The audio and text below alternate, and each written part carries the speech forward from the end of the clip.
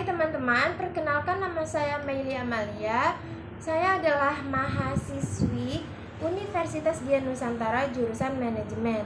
Dan saat ini saya akan menyampaikan presentasi bahasa Indonesia mengenai fenomena penggunaan bahasa gaul di Indonesia. Nah, fungsi bahasa adalah sebagai alat berinteraksi dengan manusia, alat untuk berpikir, serta menyalurkan arti kepercayaan di masyarakat. Selain sebagai alat berkomunikasi maupun berinteraksi, bahasa juga memiliki arti penting sebagai metode pembelajaran pada lingkup bahasa itu sendiri. Bahasa juga berfungsi sebagai identitas suatu suku dan bangsa.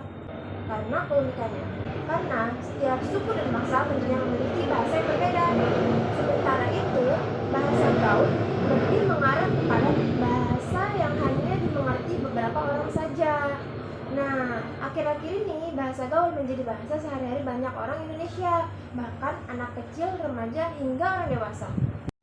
Oke, sekarang kalian bertanya-tanya nggak sih bagaimana keadaan bahasa Indonesia saat ini ya?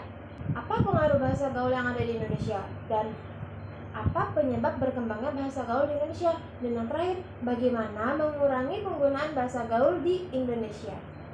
Oke, di pembahasan kali ini kita akan mencari tahu keadaan bahasa Indonesia di zaman sekarang, pengaruh bahasa gaul, dan mengetahui cara mengurangi penggunaan bahasa gaul. Pengaruh bahasa gaul terhadap bahasa Indonesia. Nah, sekarang ini tidak sedikit ditemukan orang-orang yang tidak menyadari bahwa bahasa yang mereka gunakan adalah bahasa gaul dan salah penempatan saat menggunakannya.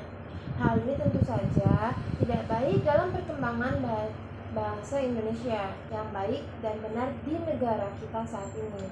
Penggunaan bahasa gaul sangat lumrah di jejaring sosial.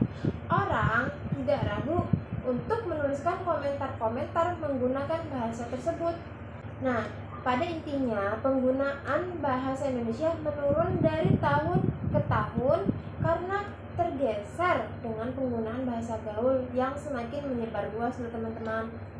Kehadiran bahasa gaul dapat dianggap sebagai suatu yang wajar karena sesuai dengan tuntutan perkembangan zaman, terutama pada anak usia remaja. Selain itu, kehadiran bahasa gaul bisa memperluas cara berbicara kita, alih-alih dari bahasa baku yang terkesan kaku dan kurang luas dalam penggunaannya.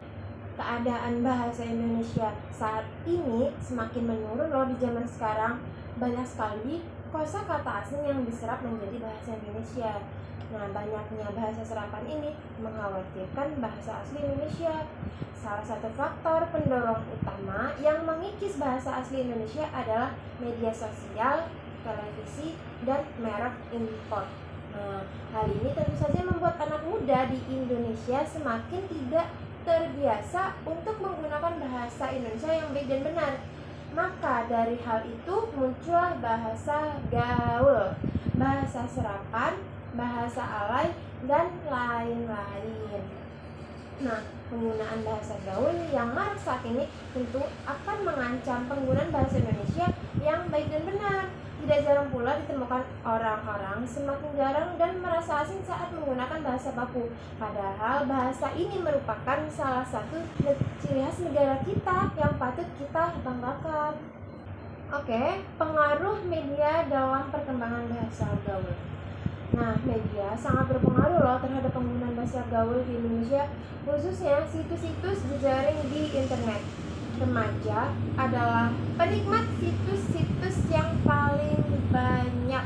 Banyak anak remaja yang menulis status di media sosial menggunakan bahasa gaul. Hal itu tentu menjadi tren dan hal yang lumrah dilakukan oleh para remaja.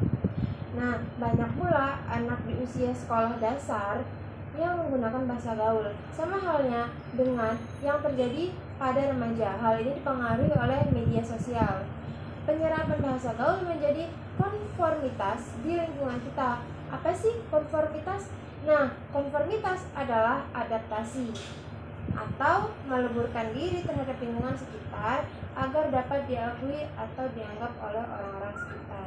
Jadi kamu kalau kurang gaul berarti kamu bukan circle kita. Nah, begitu contohnya kira-kira. Nah, bagaimana sih cara mengurangi penggunaan bahasa gaul di Indonesia? Kalau menurut saya adalah edukasi mendalam tentang pentingnya berbahasa Indonesia yang baik dan benar. Mengedukasi anak secara langsung tentang pentingnya penggunaan bahasa baku adalah salah satu cara untuk mengurangi penggunaan bahasa baku. Bisa dilakukan dengan memberitahu mereka bahwa bahasa ini penting saat kita menghadiri acara formal, berbicara kepada orang yang lebih tua atau dihormati, dan kegiatan-kegiatan lainnya. Nah, dalam edukasi ini tidak selalu anak-anak diajarkan melalui buku loh. Agar mereka tidak bosan, kegiatan pembelajaran bisa dilakukan sambil bermain, bernyanyi, atau melalui situs online yang sudah sangat mudah untuk diakses di era globalisasi seperti saat ini. Nah, yang terakhir yang akan saya sampaikan adalah saran. Orang-orang Indonesia diharapkan membiasakan menggunakan bahasa Indonesia yang baik dan benar. Remaja diharapkan bisa menggunakan bahasa gaul di waktu dan suasana yang tepat dan menyesuaikan dengan lawan bicaranya.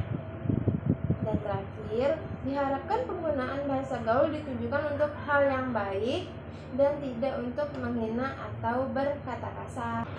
Oke, sekarang kesimpulannya adalah penggunaan bahasa gaul di Indonesia dapat menimbulkan dampak positif maupun negatif bagi eksistensi bahasa Indonesia saat ini.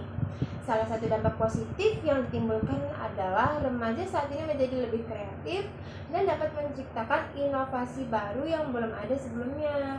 Namun, dampak negatif juga bisa ditimbulkan dari penggunaan bahasa gaul yang tidak terkendali tersebut.